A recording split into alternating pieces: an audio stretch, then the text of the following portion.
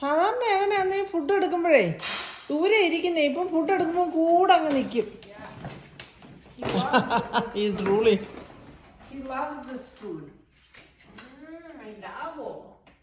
അയ്യോ, കൊച്ചിന്റെ കരുതായിരിക്കുന്ന തൊണ്ടയ്ക്കിരിക്കുന്ന.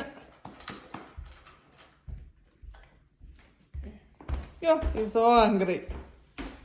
എടുത്തതിനും പെട്ട് അടിക്കുക.